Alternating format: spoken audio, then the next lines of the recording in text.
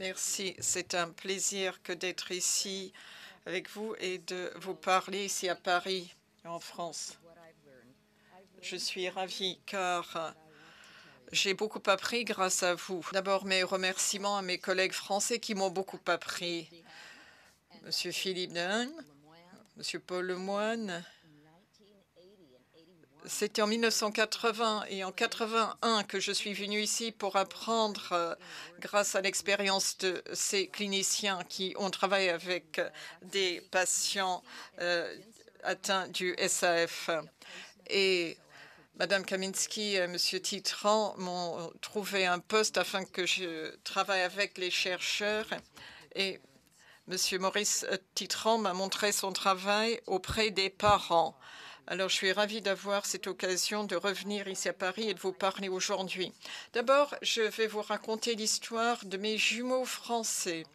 Moi, j'ai vu tellement d'adultes atteints du SAF que je trouve que les meilleurs que j'ai vus ont été élevés dans les orphelinats ici, ou un orphelinat ici en France, je me souviens plus duquel. Leur père avait tué la mère et il était en prison et on a mis les enfants dans un orphelinat. Les deux enfants étaient atteints du SAF.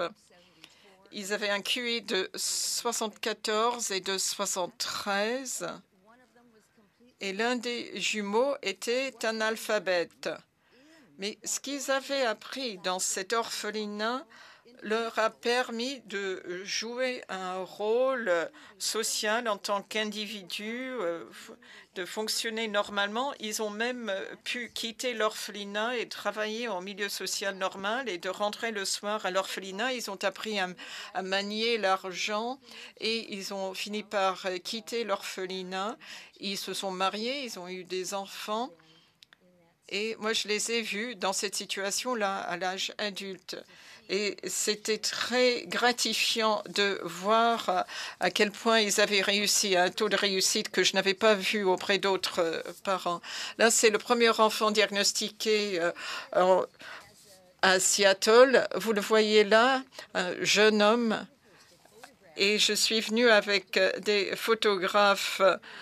Il adorait être photographié, mais il y avait tellement de lumière. C'était son anniversaire. Il y avait des bougies sur le gâteau d'anniversaire. Il y avait tellement de mouvements et de lumière qu'il a grimpé dans cet arbre. Et ma mère m'a expliqué qu'il ne l'avait jamais fait. C'était le jour de ses 21 ans. Et c'était la première fois qu'il grimpait dans un arbre. Il était dans un tel état d'excitation.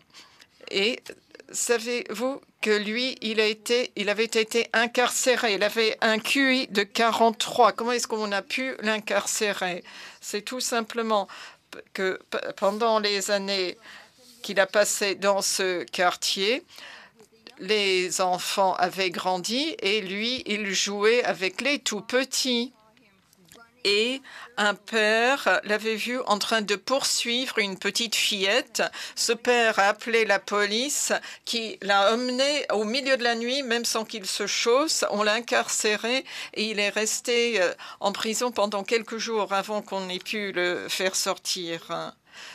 Et le père pensait qu'il allait faire quelque chose de méchant. Mais il avait eu une vie très normale. Il avait eu une relation très tendre avec sa mère. Bon, nous avons pu le faire sortir de prison. Mais vous voyez le genre de choses qui se produit. Oh, j'ai un problème d'informatique, là, d'affichage.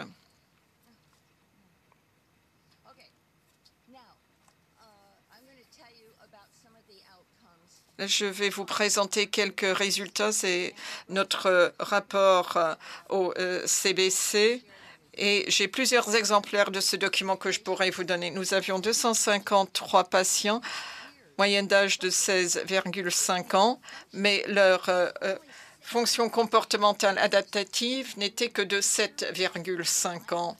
Et nous avons fait le texte Vineland du comportement adaptatif, mesure très fiable pour évaluer les capacités de fonctionnement tout au long de la vie. 94% des sujets présentaient des problèmes psychiatriques et 90% du groupe avait avaient eu un traitement. Mais vous savez que le SAF ne fait pas partie du manuel DMS et les psychiatres ne sont pas très en mesure de traiter ces patients. 80% de ces enfants n'avaient pas été élevés par leur mère biologique. 72% de ces personnes avaient été l'objet d'abus ou de maltraitance sexuelle ou physique à la maison ou ailleurs, et 7 sur 90 adultes pouvaient vivre et travailler de manière autonome. Et 30 sur 108 sujets de sexe féminin de plus de 12 ans avaient déjà eu un enfant. Voilà un problème. Là, vous avez une présentation différente des résultats. Vous avez les couleurs en fonction des âges que vous voyez en bas de l'écran. Et vous voyez que pour un comportement sexuel inapproprié par ces sujets de ce groupe, que la situation s'aggravait en fonction de l'âge. À l'âge adulte, vous avez 40% du groupe qui présente un comportement sexuel inapproprié. Bon, vous avez des problèmes en milieu scolaire, des problèmes avec la justice. Souvent, ils étaient expulsés de l'école ou exclus des classes. Problèmes avec la justice, les problèmes lors de l'adolescence, vous voyez, de l'ordre de 50%. Alors, le mot confinement, ça veut dire soit incarcération en milieu carcéral ou en milieu hospitalier, hôpital psychiatrique, ou dans des résidences spécialisées. Alors là, ce groupe-là représente le coût le plus important pour les problèmes d'alcool et de drogue. Vous avez 10% du groupe d'adolescents, mais vous avez déjà 35% du groupe de l'âge adulte. Est-ce que l'on pourrait me donner le pointeur, s'il vous plaît?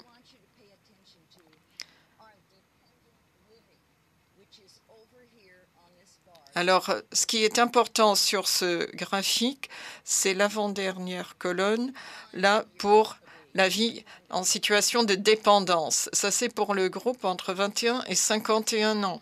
Vous avez plus de 80% qui, à l'âge adulte, vivaient en situation de dépendance.